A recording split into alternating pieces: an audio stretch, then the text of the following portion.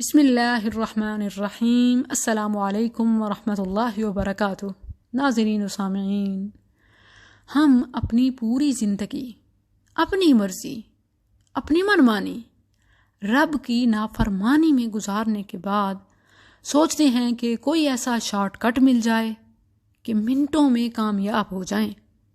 دولت، کامیابی، گھر، گاڑی، فرما بردار، کامیاب بچے، دنیا، آخرت 2 منٹ کے وظیفے سے، 5 منٹ کے عمل سے سنور جائے۔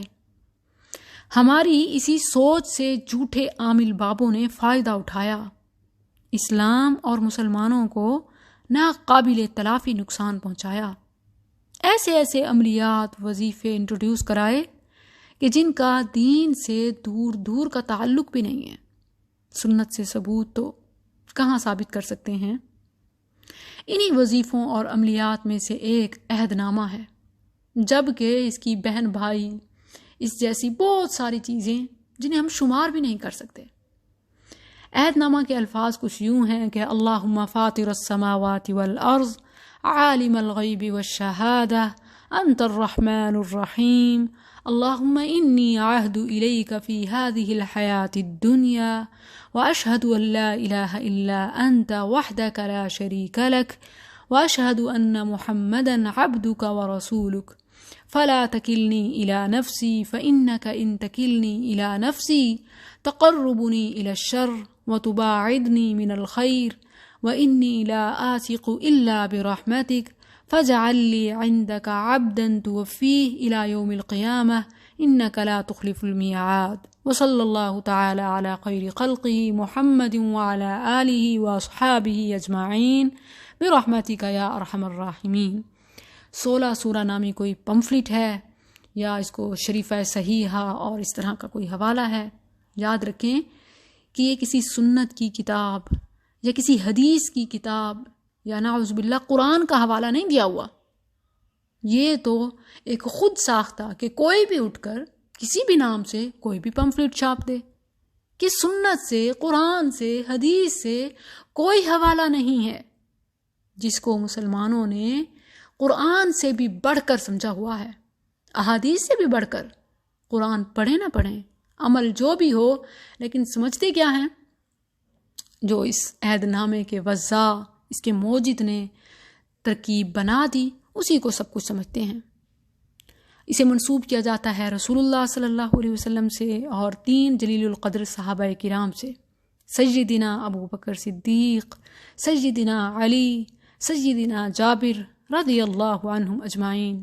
ان سے روایت کیا ہے، جبکہ کتب حدیث میں سے کسی ایک کتاب میں بھی ان تینوں صحابہ کرام سے، نہ ان کے علاوہ کسی اور صحابی سے اس کا کوئی ثبوت یا وجود ملتا ہو۔ یہ کیسی روایت ہے؟ یہ کیسی حدیث ہے کہ الفاظ گو کہ مختلف دعاؤں میں سے چنے گئے ہیں؟ اس میں جو بھی الفاظ ہیں وہ کسی نہ کسی دعا سے نکالے گئے ہیں، لیکن کیا ہر دعا میں سے ایک لفظ نکالنا یا 2 لفظ نکال لینا اور جو نیا فارمولہ بنائیں گے اس کی وہی فضیلت ہوگی جو ایک مسنون اور نبی صلی اللہ علیہ وسلم کی زبان سے نکلے ہوئے ایک مرکب کی فضیلت ہے؟ یاد رکھیں کہ ہمارا دین مکمل ہے، اس میں کسی قسم کے اضافے کی گنجائش نہیں ہے۔ مجھے یہ بتائیے کہ یہ کیسی روایت ہے؟ یہ رسول اللہ صلی اللہ علیہ وسلم سے منسوب کیسی حدیث ہے کہ محدثین میں سے کسی ایک نے بھی نقل نہیں کی؟ نہ نبی کریم صلی اللہ علیہ وسلم سے ثابت ہے، نہ صحابہ میں سے کسی سے، اور نہ ہی جن صحابہ کے نام اس روایت میں بتائے گئے ہیں ان میں سے کسی سے، نہ ان کے علاوہ کسی سے، نہ تمام صحابہ سے، نہ محدثین میں سے کسی سے، اور نہ ہی ائمہ میں سے کسی سے۔ یہ کیسی روایت ہے؟ اور کیا جو ان سب کے بعد بنایا جائے وہ دین ہو سکتا ہے؟ جبکہ قرآن میں تو اللہ کا فرمان ہے، الیوم اکملت لکم دینکم واتممت علیکم نعمتی، میری نعمت، دین مکمل ہو چکا ہے۔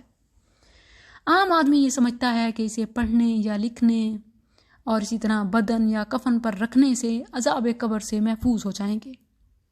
یاد رکھیں کہ ایسا ہرگز نہیں ہو سکتا، بلکہ یاد رکھیں کہ ایسا کرنے والا یا اس کا قائل و فاعل نہ یہ کہ وہ بدعت کو گناہ کے کام میں شریک ہے، بلکہ وہ اس جھوٹ میں ملوث ہے جو نبی کریم صلی اللہ علیہ وسلم پر باندھا گیا، جو محدثین اور صحابہ پر باندھا گیا، کہ جو چیز ان سے ثابت ہی نہیں ہے اسے ان سے منسوب کر دینا کتنا بڑا جھوٹ ہے۔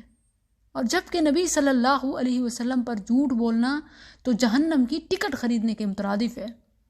جو اس کا قائل و فاعل ہے اس عہد نامے کا، وہ در حقیقت اس کذاب اور دجال کو پروموٹ کرنے والا ہے۔ جو اس کذاب کا ٹھکانہ وہی ان پروموٹرز کا ٹھکانہ۔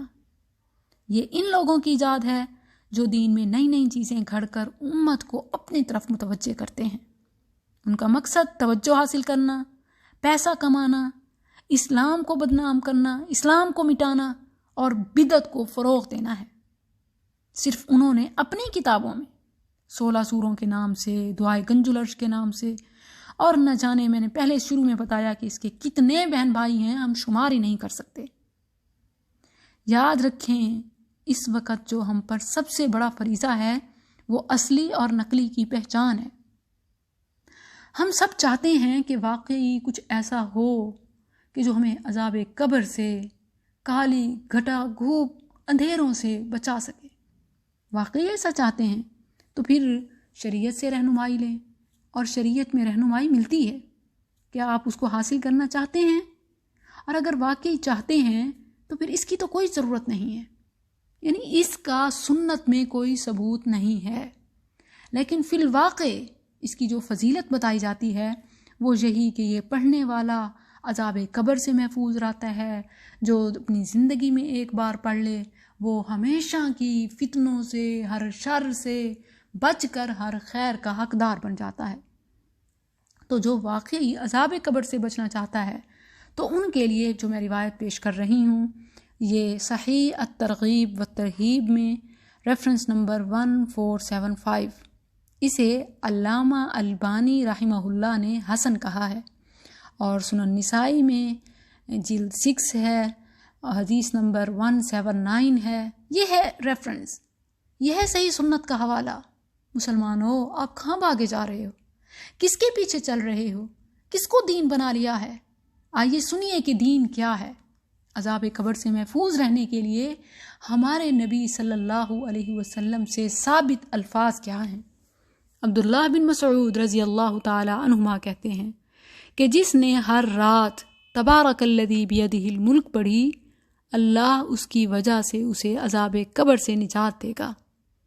ہم اس صورت کو نبی صلی اللہ علیہ وسلم کے دور میں المانعہ، بچاؤ کرنے والی صورت کہتے تھے۔ کس چیز سے مانعہ؟ عذاب قبر سے بچاؤ کرنے والی، عذاب قبر سے رکاوٹ۔ کتاب اللہ میں یہ ایسی صورت ہے جو بھی اسے ہر رات پڑھے گا اس نے بہت اچھا اور زیادہ کام کیا۔ تو یہ ہے اصل چیز۔ جبکہ ہم سمجھتے ہیں کہ نئی چیزیں ایجاد کر کے شاید ہم دین کا کام کر رہے ہیں، اور امت کو گمراہ ہی ایسے کیا جاتا ہے کہ اس میں غلط کیا ہے۔ یہی کہا جاتا ہے نا کہ اس میں غلط کیا ہے؟ آخر اچھے ہی تو الفاظ ہیں، اچھا ہی تو ترجمہ ہے۔ یاد رکھیں اگر ایسا سب کچھ ہوتا تو سب سے زیادہ فصاحت و بلاغت اور عربی زبان پر مہارت رکھنے والے صحابہ تھے۔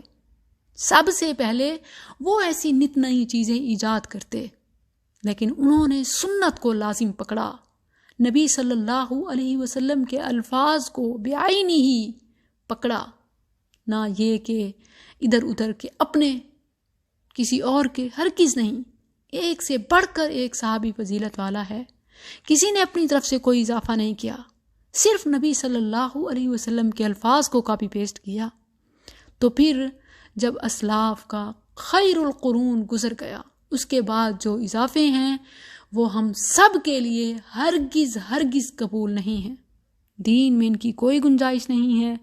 یہی سب سے بڑا حوالہ ہے۔ ایسے ہی کوئی اٹھ کر کوئی فارمولہ ایجاد کر لے، اسے نبی صلی اللہ علیہ وسلم سے منسوب کر دے، چند کبار صحابہ کے نام کی سٹیمپ لگا دے، اور وہ حدیث کی کسی بھی کتاب میں نہ ہو، تو وہ دین کیسے بن سکتا ہے؟ یاد رکھیں کہ ان کو سپورٹ کرنا اور ان کے پیچھے چلنا تو دور کی بات، ان بدعتیوں کی، بلکہ یہ تو دنیا میں بھی نشان عبرت بننے کے قابل ہیں، کیونکہ دین میں کسی قسم کا اضافہ قبول نہیں ہے۔ السلام علیکم ورحمۃ اللہ۔